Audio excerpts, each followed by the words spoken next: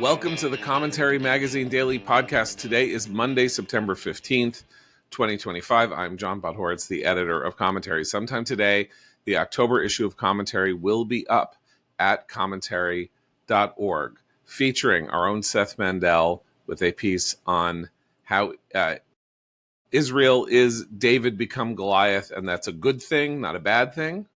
Our own Matt Continetti, our own Christine Rosen, both have pieces that, because I'm brain dead, I can't precisely. Okay, so Matt, what's yours? We won't take offense, John. Don't take offense. I'm not taking offense. My piece is how sad it would be that in celebrating the 200th anniversary of the Declaration of Independence, we forget what that declaration stood for. And I point to recent remarks by one Senator Tim Kaine of Virginia on the Democratic side, and also, I'm sad to say, a speech that Vice President Vance delivered to the Claremont Institute earlier this year.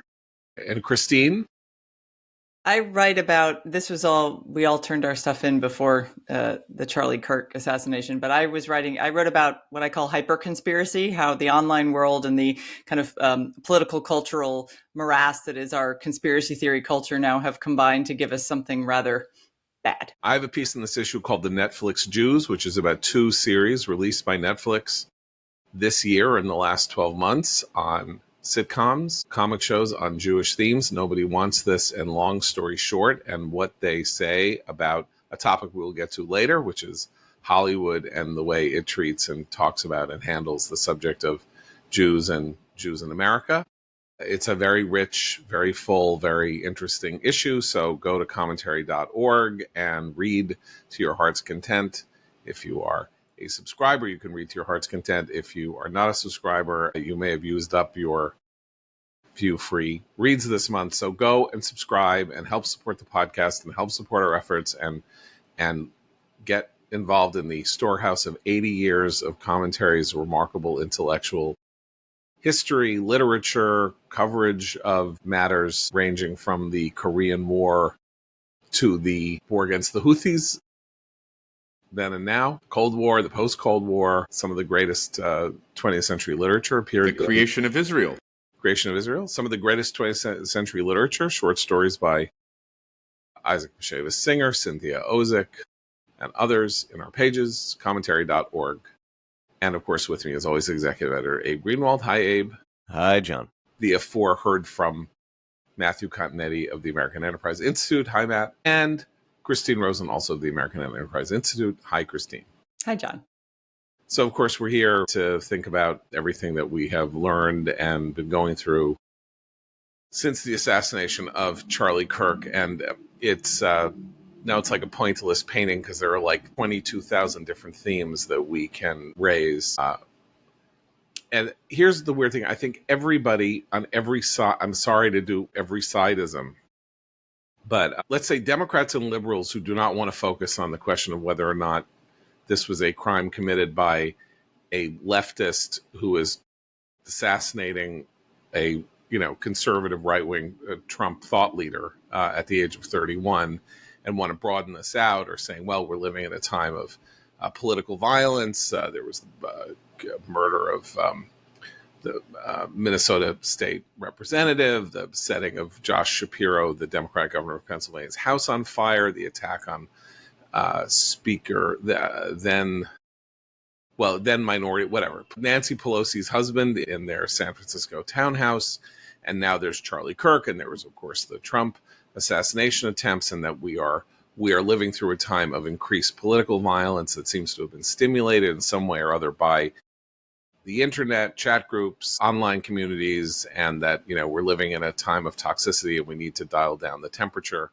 That's the kind of way that people want to talk about this, who do not want to focus on the question or want to divert the focus from the very specific fact that this one guy, this 31-year-old guy, was shot with a high-powered rifle from 200 yards away by apparently a 22-year-old kid who, is in a relationship with a trans person and was involved in weird online communities with political valences. We keep getting hints from the governor of Utah, Spencer Cox, that tomorrow when he is arraigned, we will get more evidence and details to strengthen the case that this was a very specific political assassination that wasn't just, a crazy person doing something crazy, like the man who shot Gabrielle Giffords 14 years ago, who said that something was wrong with grammar and that grammar was driving everybody crazy, or, something like that. Things I think that's true. That's true. And so is the argument that there's something toxic and dangerous and horrible going on in America, and that the internet is to blame, and that, everybody needs to go outside and stop being on their phone so much. And that if you make that argument, you're also at the same time trying to soft pedal or downplay the specific political valence of this specific political act. And unless we look it in the face and examine it, and unless liberals and leftists and liberal intellectuals are willing to acknowledge that some of the ideas that they have been promulgating may be crossing over from the promulgation into real world action, that we're never going to get anywhere, and that things are not going to improve, and that there's going to be more of this rather than less. I think the place to start is with the killer and what we learned about him over the course of the weekend. And Governor Cox of Utah seems to be considered a objective source by all sides, and made an appearance on Meet the Press on Sunday, where he really debunked the online myths that had been circulating over the weekend that somehow the killer was MAGA, or because he grew up in what seems to be a conservative, law-abiding, patriotic household, that somehow meant he was conservative, law-abiding, and patriotic. And what we know about the assassin is he was steeped in video game culture and what Cox and others have called the deep web. So very bizarre internet subcultures, that he lived with an individual whom Cox described as his romantic partner, who is a biological male transitioning to female, that this individual is cooperating with authorities like the rest of the killer's family. But what we get from this description that we have so far is someone who seems to fit the bill of a left-wing radical, radicalized on the issue of transgender rights, and specifically targeted Charlie Kirk because Charlie Kirk was considered to be spreading, quote, hate by this community. And this is where I think we run up into kind of the cognitive wall that is dividing the two Americas here. Because the language that's used to describe a figure like Charlie Kirk is ubiquitous. He was called someone who was a hate monger, spreading hate, who was dehumanizing individuals simply because he opposed trans surgeries for minors and biological men in women's sports. And it's the same language that's being applied to MAGA and Trump in general by describing the movement and Trump as a fascist. Just today, there was a headline saying, well, Trump hasn't invaded Chicago yet by sending in federal law enforcement or the National Guard. This language of invasion, this is the type of rhetoric that is radicalizing individuals. And I've just one last thing. As we are reacting to the assassination of Charlie Kirk, the trial of Donald Trump's second would-be assassin is taking place in Florida. And to follow that trial, the jury selection procedures, the defendant, Mr. Ruth, is representing himself, his opening statement, you get a window, a glimpse into what these internet subcultures are saying about the right and about figures like Donald Trump and Charlie Kirk. And so we have to talk about this. It's not blame. It's not tit for tat to say this is the culture that is spreading and it is increasingly turning to violence. It's frustrating, isn't it? Because it's not a contradiction to say that there's wildly overheated rhetoric on both sides of the aisle and have there has been for some time. That's just true. Just like the left can call up dozens of examples on the right, we can call up dozens of examples on the left. But it's also true that in this case, this clearly seemed to be targeted political assassination.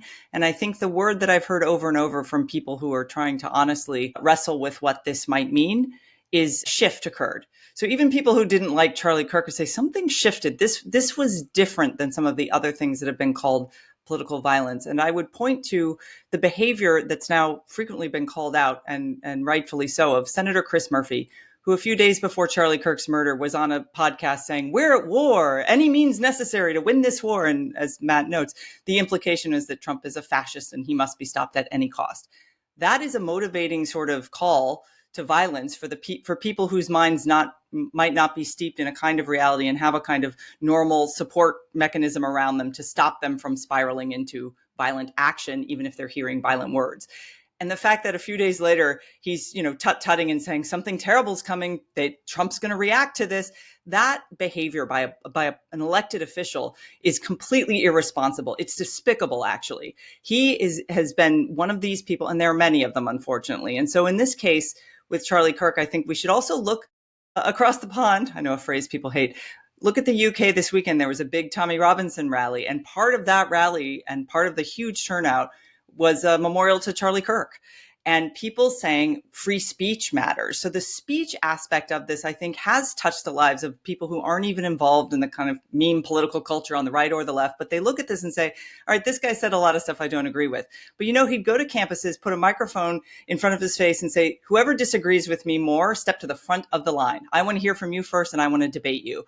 And I didn't agree with everything Charlie Kirk said either. And I certainly didn't like all of his tone and rhetoric, particularly when he was younger and starting out. But he sat there and said over and over again, this is how we have to resolve our conflicts. We have to argue. We have to argue about them. And I didn't always like the way he argued, but that doesn't mean that speech is violence. And that's where I think Matt's point is really important. Speech is violence is a canard of the left, not the right.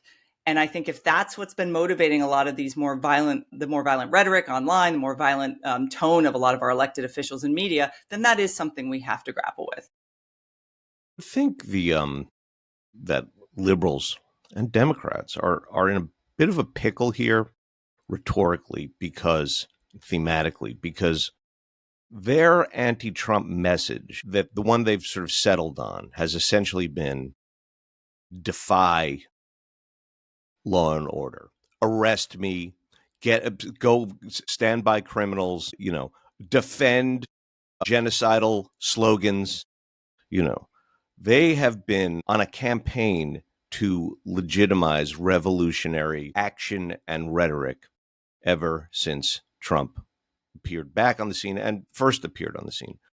That's happening in concert with, I think, more than one larger problem that's all encompassing, that has to do with, it's not even both sides, it's just the country, having to do with social atomization and every imaginable crazy sort of online community and conspiracy and sort of general coming apart at the seams and this breaking down of national fabric.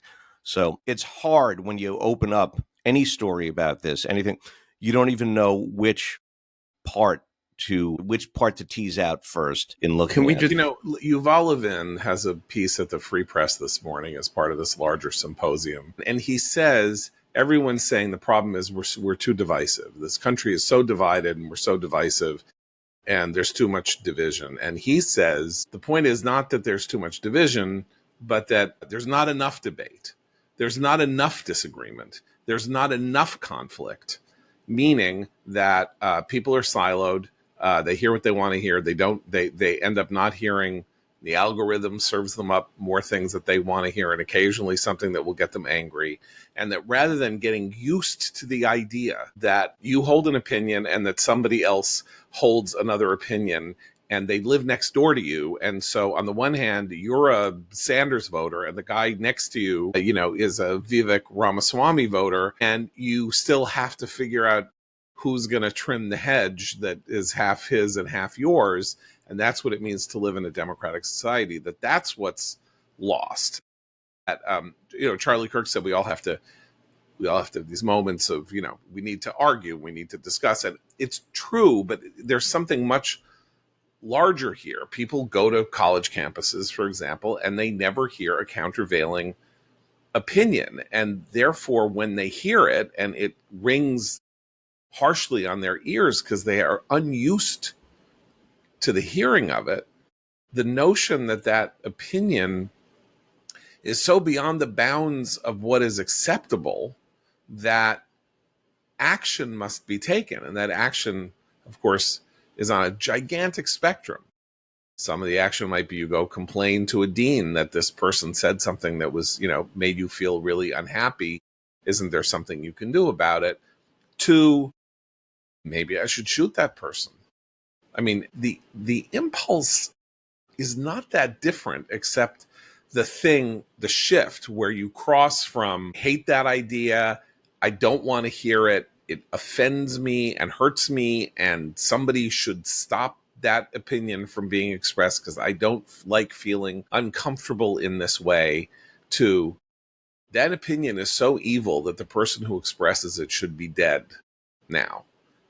And the death of that person will make the world a better place. It's also a struggle, I think. And this is where social media exacerbates an existing problem of human nature. And that's that we like to straw man our enemy and say, it's that usually we're like, they think this, they do that. And I think part of the reason that this podcast is good for all of us and hopefully for our listeners too, is that we really do struggle not to do that. We don't always succeed, but we try to find those specific cases and say, well, yeah, in this case, this was the behavior, this was the action, this was what the elected official did. And what social media allows people to do, and I think Yuval's piece describes this really well, is allow you you're arguing, but you're arguing with a straw man. And it's really satisfying to argue with a straw man because the straw man's always going to be wrong and you're always going to be right. And that can deepen your core conviction that they are actually out to get you in the end. And I think that feedback loop, how to disrupt that. I think Charlie Kirk was trying to find a way to do that by being in person on a hostile college campus with views that he knew most of those students didn't agree with, and then to argue with them about it. Now, how we do that in the rest of the world is the challenge of the next generation.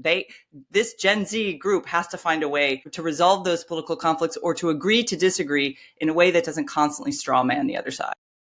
I think one of the reasons that conservatives are so outraged and offended by the way liberals have been whatabouting this and saying, well, what about the Minnesota State Representative? What about Paul Pelosi? What about this? What about that? Is that it is a continuum with, we've been arguing for relatively uncontroversial things in the course of time, right? Tax rates should be lower so that people should have more of their money. Government should be smaller because it encroaches on our freedoms and it's a very inefficient way of distributing and managing resources. The traditional family is a good thing because not only does it speak to the deepest religious truths that we've been taught if we are from religious backgrounds, but also it seems to work better. Society is better. And all of that, and for holding opinions like this and other things, and America should be strong, and we should attack our enemies and defeat them so that they won't attack us again. And for holding views like this for the last quarter century or more, we have been treated as though we are demonic and evil. And now something evil has been done to somebody who holds these views, and everybody on the other side is like, we never said that. We never said anything. Jonathan Chait said on Friday, no Democrat has celebrated Charlie Kirk's murder. Now, it may well be true that no elected official in Washington of the, 215 members of the House and 47 members of the Senate who are Democrats came out and said, thank God Charlie Kirk was murdered. But we have all seen all over the internet all week people say he got what he deserved. If you peddle hate, you're going to, maybe this isn't a good thing, but it's certainly something that is understandable. And he is like a major American political commentator. And so we're like, you get to a point where it's like, go that far. Well, okay. He has jobs at leading publications. Let's just say that. And it's like, if you're going to do this and say this and act this way, how in the wake of this monstrous event, are we going to have any kind of ability to have common cause with you on how to go forward to prevent more of this in the future? You're just saying it didn't happen. We're standing there, you're Frank Drebin in front of the fireworks factory exploding, saying there's nothing to see here. Look, we still have the kind of pro forma statements from media saying that the motive of the killer has not been determined.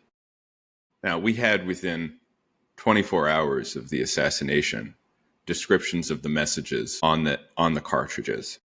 And the initial description of the cartridges said that they were inscribed with anti-fascist and transgender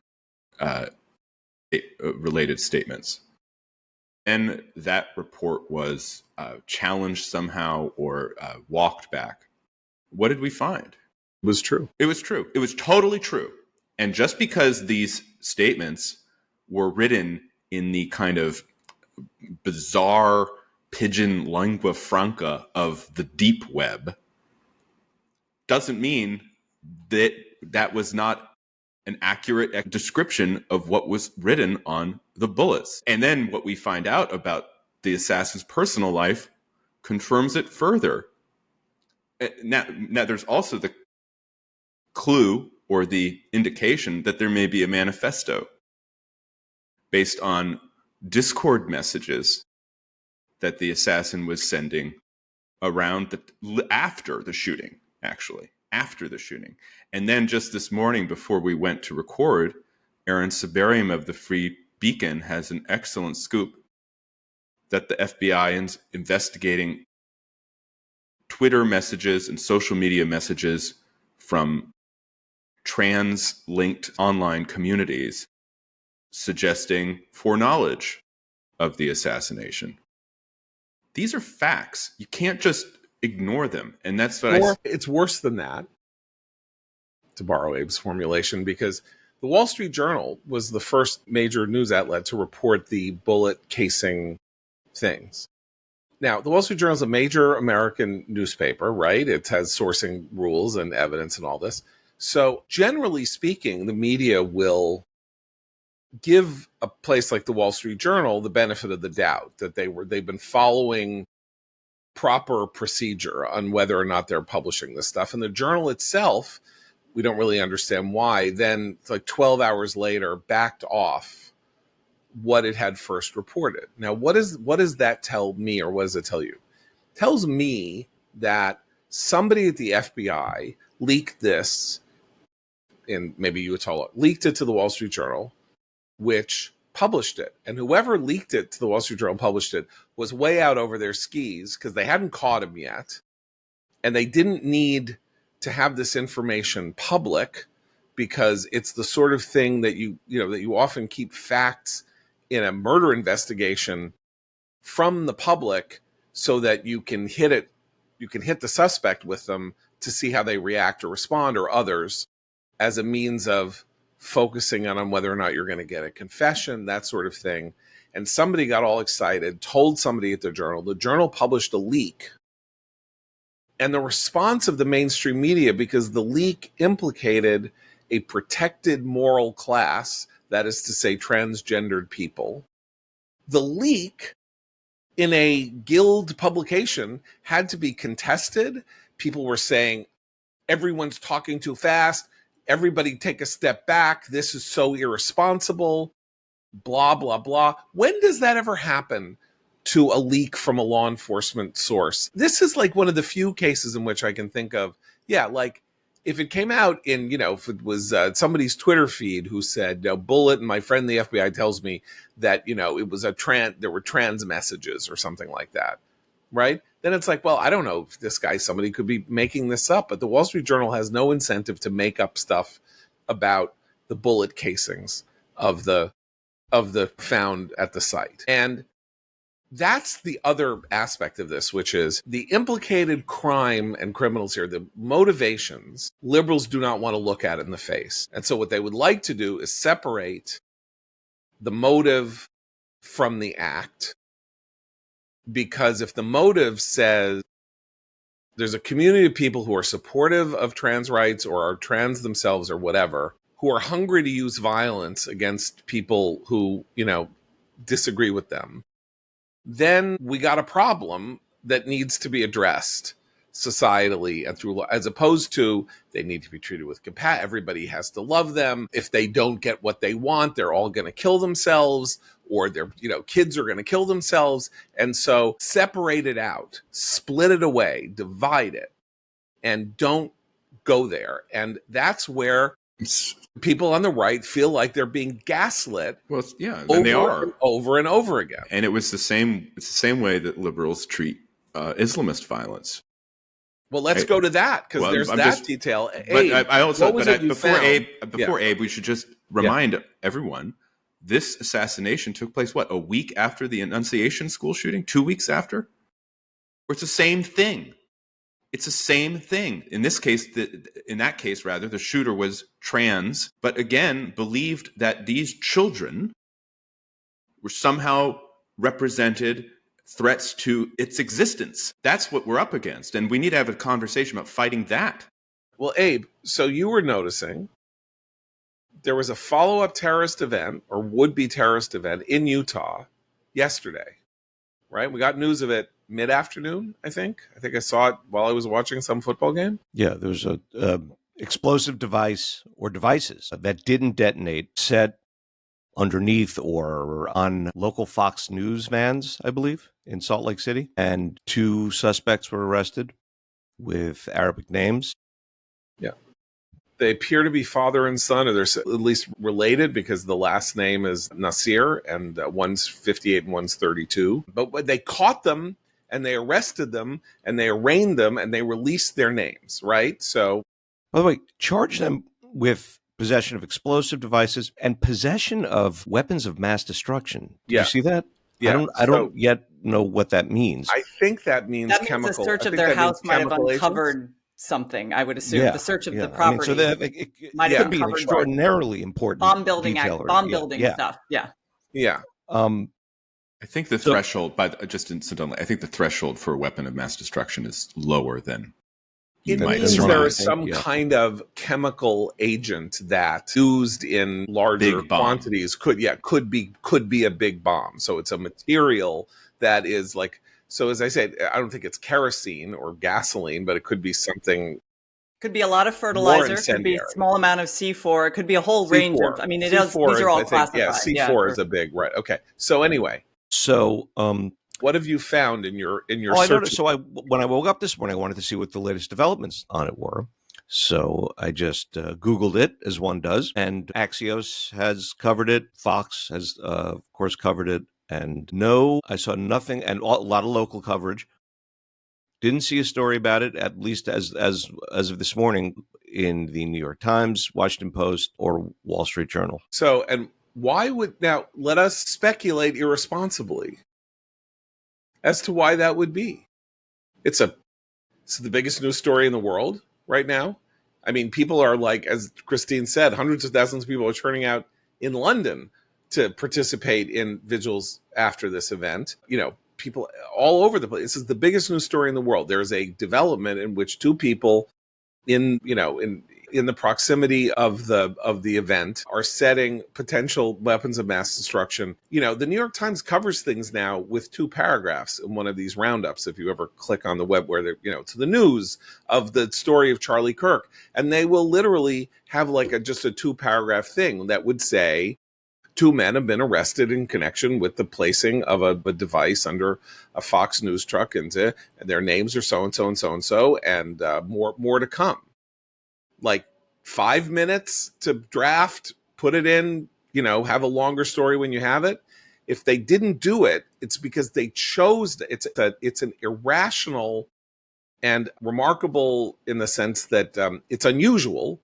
That's what you would ordinarily expect. If they haven't done it, it's because the last name is Nasir. If the last name were Johnson, or, like one of the Johnsons from Blazing Saddles, Howard Johnson, Van Johnson, Olson and Johnson, whoever, then that would have been just fine. But the name is Nasir, and they're not going to put it in the New York Times if they can help it until they get more. It's the same reason that the mainstream outlets that want to speak to the motive of the Charlie Kirk's assassin instead, they're trying to shift coverage to how this might endanger other trans people if we talk about the fact that he was involved with someone who was trans. And that happens all the time. And I think it happens with Islamic crime. It happens with any crime that surrounds race. And it's now happening with anything with trans. And it's not that they won't entirely cover it, although in this case, obviously they're not covering it. It's that they will cover it with such a lens. They shape the aperture so narrowly that people who don't have other mainstream or alternative news sources will never hear the stuff that we tend to discuss. And those different information silos, exacerbated obviously by the online world, make it difficult for people to even reckon with what reality is. And the Norm Macdonald meme continues to be completely true about like the real victims or the retaliation against the group that actually assassinated someone. So that I'm seeing a lot more of those stories crop up in the last 48 hours among mainstream outlets about the trans implications. In our It's the May same thing. It's the same thing, by the way, in the way the liberal mind comprehends Israel and Gaza, right? What's going to happen to the Gazans now that Hamas killed 1,200 Jews and kidnapped several hundred more? That immediate leap to whatever group is in the hierarchy of victimhood, that's the tell, and it's happening again, and it's just preventing half the country, it seems, from reckoning with the significance of Charlie Kirk's assassination. I just want to point out, we saw it last week too. We saw it before the assassination of Charlie Kirk in the case of the young Ukrainian refugee who was stabbed to death on a train in North Carolina. There was no national coverage until there had to be, until social media, the online right, and Trump pushed it. Trump has the power to take something. And just as an example, Trump had a truth over the weekend about a disgusting crime that took place in Dallas involving a prominent Indian American. And I had no idea that this took place until Donald Trump truthed about it. So this is one of the sources of Trump's power and also appeal, because people understand that the only way sometimes to get through the narrative, the choking narrative that governs the way we talk about politics or what issues matter, is through Trump. Well, I want to just point out that in the May 2025 issue of Commentary, Hannah Myers, we published an article called Trans Criminals, the Problem We Refuse to Define. Now, remember, we don't know where Tyler Robinson is on this spectrum. We only know that his roommate with whom he had a romantic relationship is transitioning. However, here's the point, because it gets to what it is that we are willing to look at and what we're not willing to look at, or what, not we, but what the common culture wants not to connect the dots to, right? Here's what Hannah writes. In January, transgender repeat knife offender Jaya Cruz fatally stabbed a postal worker after jockeying over places in the sandwich line at a Manhattan deli. A few weeks later, transgender Nicole Suarez, being pursued by ICE for previous crimes, stalked and then raped a 14-year-old boy in a bodega bathroom in East Harlem. In February, 18-year-old transgender Trinity Shockley was arrested after planning a mass Valentine's Day shooting. Shockley failed where Tennessee transgender Audrey Hale succeeded. Hale gunned down 6 kids and adults at the Covenant School in Nashville, right? So all of these cases raise a very obvious question. Do transgender Americans commit crime at higher rates or of different types than cisgender Americans? The answer is we have no idea. Whereas crime data exists for all other demographics, we are systematically not collecting or analyzing stats for trans offenders. And we know anecdotally that there are these trans cases in prisons where people are assigning themselves, males are assigning themselves the female gender, getting themselves put into female populations in prisons, and raping female prisoners. Yes, yeah. Attacking female prisoners. Attacking and raping female prisoners. And as Hannah says, maybe this is nothing. Maybe this is just, it tracks with numbers in general.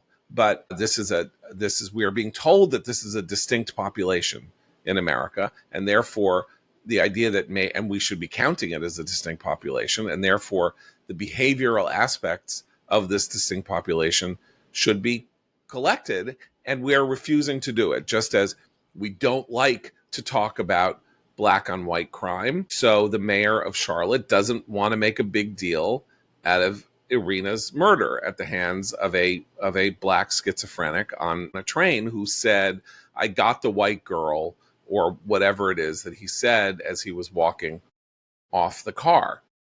That does not fit with the image of American society, that the dominant culture, which remains the dominant culture, even if it's not the dominant political force in the country, remains locked down to and breaking, so that every time we need to have a more honest or frank conversation about these things, we have to break down doors and smash glass and go through barriers and deal with this entropic resistance to facing the reality that we have to face, so that we know how to combat the evil that is among us and try to stop it. We've had 2 major mass shootings at religious schools by transgender people, Audrey Hale and the kid at Annunciation.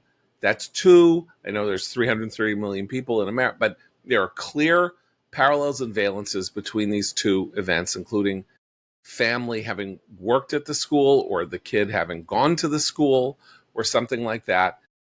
Do other people at religious schools, parents, administrators, all that, need to worry about what to do if a kid starts going trans? Because is this a meme that is going around? Is it something that will become emphasized in a way that will make it an outsized threat? Or is it not, or is it nothing and we shouldn't really be examining it? But you can't tell me it's nothing without proving to me it's nothing. Right? So that, and I think that's sort of where the gaslighting goes on. Yeah, and I think the point is most people know it's something. And I'm not even sure, you just called it the dominant culture. I think it's the culture of powerful legacy institutions. But the truth is, it's not this type of politically correct hyper-progressivism we're talking about is not dominant in the country. It's dominant in the cities, it's dominant in the universities, it's dominant in the legacy media, and it's dominant in entertainment. But not the rest, not the country. And that's why we're seeing this cultural transmission points I'm talking about. Right. But they're under challenge. They're under challenge. Yes. And that's the culture war of our time. And I think we can see that in this, we should just mention before we turn to another topic, the tremendous outpouring of support for Charlie Kirk, for Turning Point USA, for the principles that Kirk espoused. It's incredible to see the turnout at the Kennedy Center Vigil, which attracted significant political figures, including the Speaker of the House of Representatives. The news that just Turning Point is swamped with applications now for new chapters, that the funeral or memorial service for Charlie Kirk will be held next Sunday at an NFL stadium. And I want to be surprised if they fill up quite a bit of that stadium, if not the entire thing. President Trump says he will be there as well. So that is where the culture actually is. But it has been obscured for so many years by these cultural and what you accurately call the transmission points of the culture. That kind of just, Bob Terrell called it the culture smog, right? 30 years ago. They mask what actually is what people normally think with these extremely ideologized viewpoints. And I think, as we've said on the podcast a lot, I think the trans issue is where it just begins to snap. People just cannot accept this type of antinomianism, that with a wave of your hand and one utterance of your speech, you have redefined your bodily nature as a human being. People look at that and go, are you crazy? The answer may be yes. And second, look at what's happening now, that there's this ideology that is murderous connected to it. And they didn't listen a few years ago, right after the pandemic, when parents were noticing a lot of this especially the transgender stuff coming into the popular culture of what their children consumed on television and books. And parents would raise concern. And we knew about this because on the conservative side of the aisle, we were covering a lot of this stuff. But I think a regular parent didn't realize that their kid was being shown a chart about what it means to be a gender unicorn in second grade. And there was a lot of pushback. And there were parents going to school boards, and some of them were called terrorists for raising these objections. And there was still an effort that was largely successful on the part of this cultural force to say, you're just intolerant, you're just transphobic, you're just bigoted. And I do think that's shifted now. That is a huge shift as a result of these killings by transgender people and by obviously this most recent case with Charlie. One of the things to note on social media, the counter response to the assassination, which is this very systematic and deliberate effort by people on the right to go through social media feeds and Facebook and TikTok and Instagram and Twitter and find people who say they celebrate Charlie Kirk's killing, which apparently it's too difficult for Jonathan Chait to see, people like him to see in the hundreds and thousands, and that there does seem to be an extraordinarily disproportionate number of them who are teachers who work in the education system.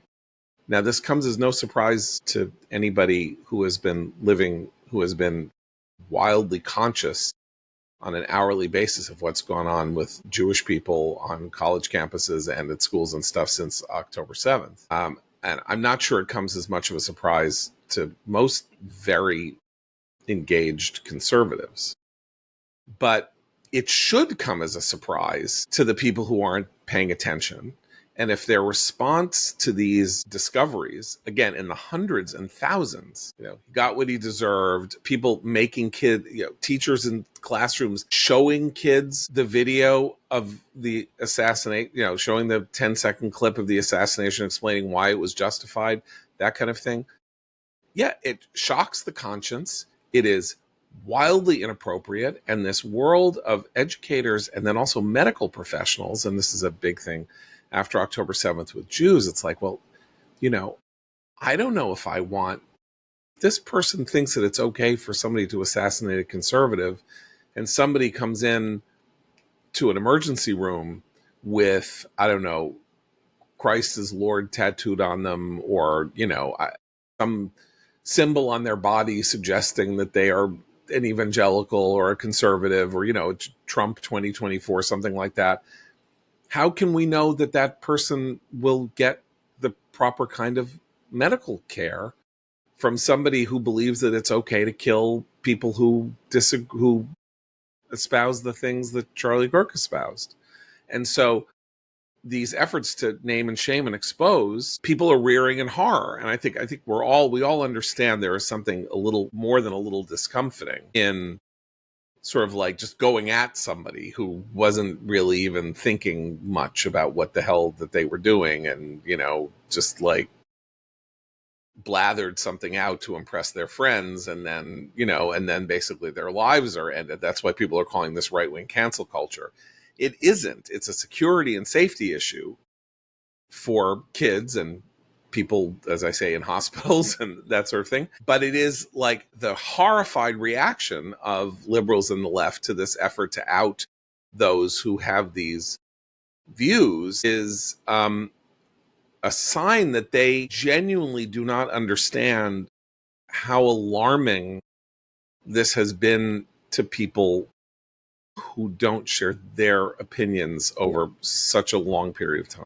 They also have not experienced what a lot of conservatives in fields where they're working in, that they know to be culturally liberal, what those conservatives have spent decades doing, which is hiding their political beliefs from their employer and from their fellow employees, and that living behind a shadow and not expressing one's political views, which, by the way, used to be the norm everywhere. Like you didn't talk about politics and religion in certain company, and that included largely the workplace.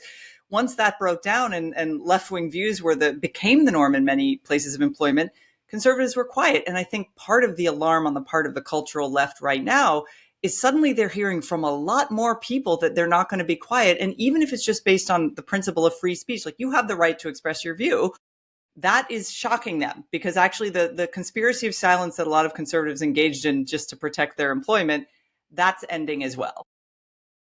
All right. Well, let's just shift topics to the very interesting and hard to parse behavior of the Trump administration following the Israeli attack on the building in Qatar from the air, and the fact that we keep getting told that it was an unsuccessful attack, in that the targets weren't killed and other people might have been killed. Trump saying it's bad and Qatar is a good ally, and if you got to be very careful when you do stuff like this. And then however long it was since the attack, this weekend the Secretary of State travels to Israel.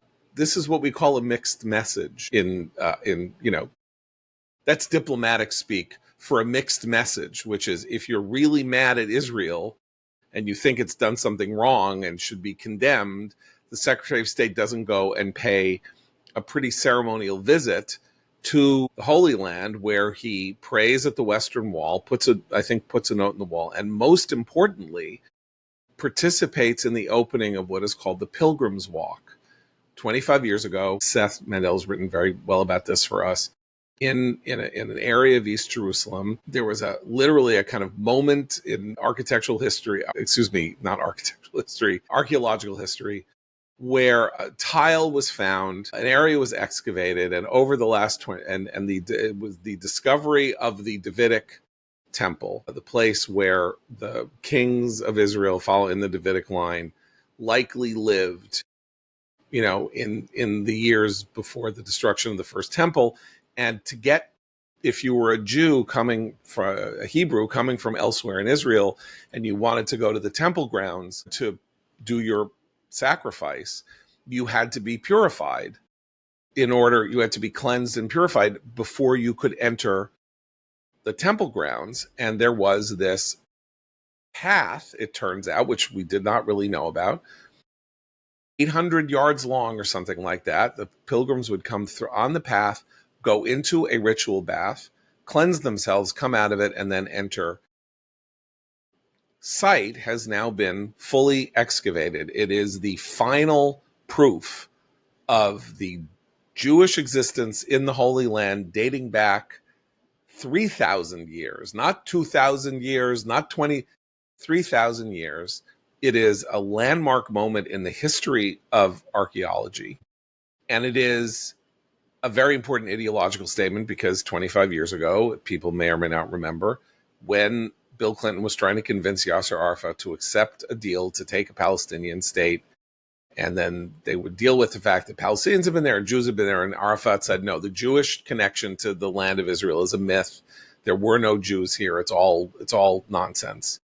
Triggering this amazing Israeli response, which was to spend an enormous amount of resource, enormous amount of time. A lot of American philanthropy went into this, remarkable American philanthropy, and this discovery and excavation of the Davidic castle site, and now the finding of the Pilgrim's Walk. And what happened this weekend? The opening of the Pilgrim's Walk was attended by the Secretary of State, Marco Rubio, when we are supposedly in some kind of a diplomatic broigus, that's the word fight, quarrel in Yiddish, with Israel over its behavior in Qatar. So I take that to mean that we are not in a broigus with Israel over Qatar, that the broigus is surface and a stunt and for show, and that Trump wants to do it in order to sort of like wave to the Qataris and say, we don't want Israel to like invade you and destroy you. And we know you hate it. But you know what? Marco Rubio, I think maybe, I said to you guys before, he may be the first Secretary of State or senior official in the State Department, with the exception of Ambassador Friedman and Ambassador Huckabee, to go disputed by Resolution 242, disputed territories, East Jerusalem in this case, as a guest of the government of Israel, or accompanied by as an American with Israeli officials, thus implicitly accepting and Rubio called Jerusalem the eternal capital of Israel at the Western Wall, and then stood next to Netanyahu, I think this morning in Qatar, as Netanyahu said, We don't apologize to anybody for this attack. No They one weren't is safe anywhere. Not in gutter. Not in gutter. I'm sorry. He's going to gutter. Is that it? I don't think he is. He's not. I Okay. think I he's don't know going to why. England to meet Trump. He's okay, going that's to a Israel. brain Then part on my part. I the apologize. Iranians are in Qatar, which Okay, I think fine. is an Right. interesting contrast to where Rubio is. But here's the thing. Rubio was saying next, Netanyahu said, we don't apologize for what we did. We'll do it again if we have to, da-da-da. And he didn't say, no, don't you say that, whatever. He stood there as he said it, meaning that Netanyahu knew he could say it without consequence. So I don't think that there is any daylight here between America and Israel, in fact. Does anybody read this differently? I mean, I think that a lot of people who are more sympathetic to the Palestinian side want to read in to some of Trump's comments, daylight between the United States and Israel. But from what we can see, there's been no cost imposed on Israel by the United States for the attack on the Hamas leadership in Qatar. And I think the Qatari response is worth highlighting because not only are they welcoming Iran, which shot missiles at them, by the way. I guess they don't care about that. It's only when Israel strikes terrorists on their territory that the Qataris become concerned. And then they've also telegraphed to their various, journalistic mouthpieces that, they're so outraged because the attack really violated the United States pledge of protection over Qatar. Well, protection over what? I mean, protection for the Qataris' ability to harbor terrorists? Did they think that would really be the extent? And maybe under Obama, that was what the pledge meant. But I think in the Trump foreign policy, that's not what anyone should expect. I think Trump has the view that nations will pursue their own interests. And in this case, Israel pursued its own interests by striking the Hamas leadership. And it might not have done so as effectively as Trump would have liked, but nonetheless, it's been done. And now these Hamas terrorists, they don't have safe harbor anymore. Okay, and maybe we should conclude with a set of recommendations and a cultural observation relating to last night's Emmy Awards. So if you look at the list of the Emmy Awards given, I, as a cultural consumer, am pretty happy with the results of the Emmys. The studio won almost everything in comedy. It's a really, really good show. If you haven't watched it, commentary recommendation. Yeah, a lot of what we're about to talk about are commentary recommendations, actually. So the studio won like practically everything, and it's a really interesting, unusual, like what you want out of this streaming era, which is people doing things you haven't really seen before. Something that we have seen before, but is being done at the highest possible level of excellence and execution. The Pit won not only for drama series, but for Noah Wiley's lead acting and for Catherine Lanassa's supporting acting as Dana, the head nurse, and Sean Hatosi winning for guest actor for his performance as the other comes in later in the show. Anyway, all extremely deserved. I think probably Andor was marginally better than The Pit, aesthetically, creatively, but Andor did win an Emmy for writing. Slow Horses, the other great series on Apple TV, the spy series starring Gary Oldman, won for directing, and the show, brilliant, very punishing, but very brilliant show, Adolescence, like swept its categories for acting, directing, writing. This 4-episode series on Netflix about the murder of a 13-year-old boy in a grammar school in England. So all of that was pretty good. Here was the bad. So the head of the Television Academy came out, his name is Chris Abrego, to announce that they were giving a special award to the Corporation for Public Broadcasting. And how wonderful Ernie and Big Bird and Skip Gates is Finding Our Roots, and how, the corporation has spent 60 years trying to deal with our diversity and helping us express our differences, but bring us together as a people, and free speech, blah, blah, blah, blah, blah, and art, and the highest level of art, so much art, and the art is great, and we need to really focus on art and all of that. And I just want to point out that Chris Abrego, this expostulator of art, before he became involved in the Television Academy and then the head of it, these are the kind of shows that he produced to bring art to the American people. He made a lot of reality programming for VH1, including My Fair Brady. That was the show about how the guy who played Peter Brady married this kind of exhibitionistic lunatic.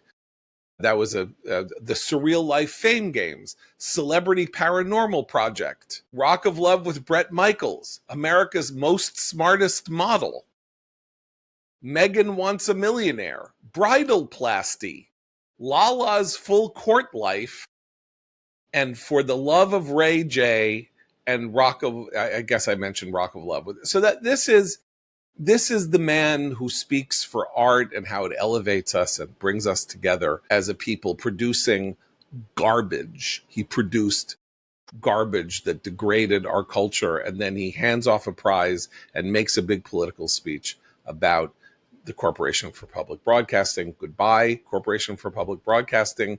Good luck to you. Taxpayers aren't going to give you any more money, and you can see if you can get some psychotic billionaire to give you all the money that you want to continue with your wonderful program of anti-fascist diversity. And of course, the other two moments, or the other main moment, and this is where the culture functions. So two celebrities appeared on the red carpet and then one won an award. Hannah Einbinder on Hacks, supporting actress, and Javier Bardem, the Academy Award-winning actor, who was on the red carpet, nominated for playing Eric and Lyle Menendez's father, was wearing a keffiyeh, was interviewed by the on the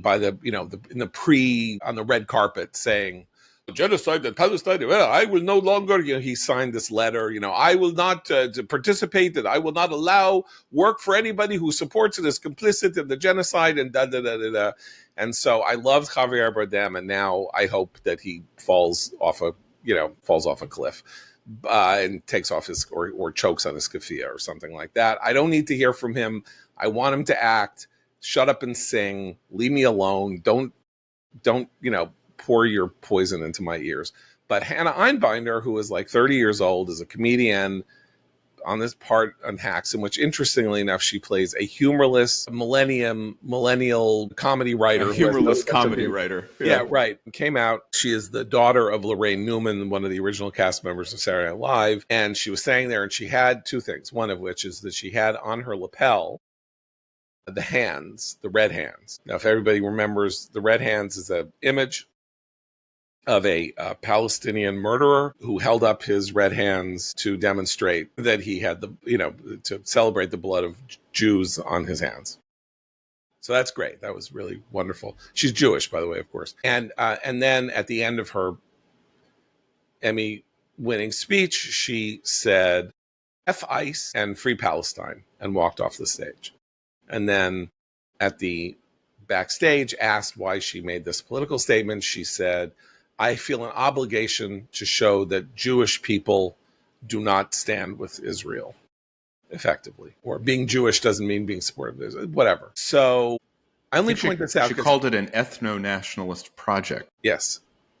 So she's an anti-Zionist, hostile to the state of Israel. Why does this matter? It only matters one person. People did very little political speechifying, except for Mr. Abrego in between producing, my 2,000-pound sex life, making his little statement about. Even Stephen Colbert was relatively restrained. He said he just loves America and he's looking for work. Right. But the point is that nobody opened their mouth on the other side. There wasn't a single person, and Nate Bargatze, the host of the show, clearly chosen, not only because he's this wildly successful stand-up comedian, but because he is the least offensive person for the CBS audience. He's not going to go anywhere politically. If he were, he would go pro-Trump or sort of Trump adjacent. He didn't do it. He talked about the Boys and Girls Club of America mostly.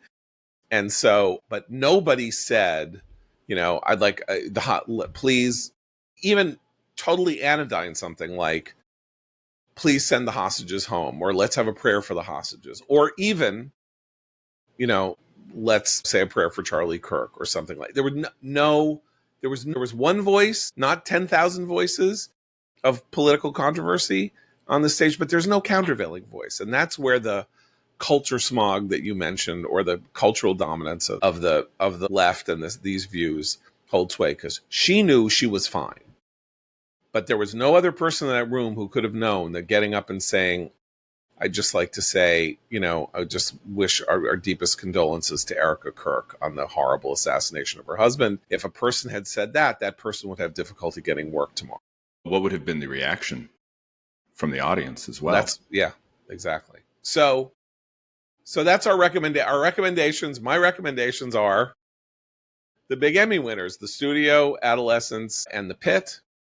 My other recommendation is that you should write angry and hostile tweets about Hannah Einbinder and find her email address and send her emails full with sending her copies of the Jewish State, articles from commentary, that sort of thing. Not that there's any way in which her performative, ignorant, ignoramus, self-loving, self-hating Jew personality is going to be converted to sweet reason. We just have to spend a moment about how she's a useful idiot, because her post-Emmy remarks have been posted by something called the Quds News Network with video, but as they are quoting her egregious denunciation of Israel, the Quds News Network is masking her bare arms and shoulders. So there you go, Hannah. She's both condemning the Jewish people and the state of Israel, while her modesty, while she is being presented while being as immodest. So I wonder what the police for the enforcement of virtue would say about Hannah Einbinder's body of work. We'll be back tomorrow. For Matt, Christine, and Abe, I'm John Podhoretz. Keep the candle burning.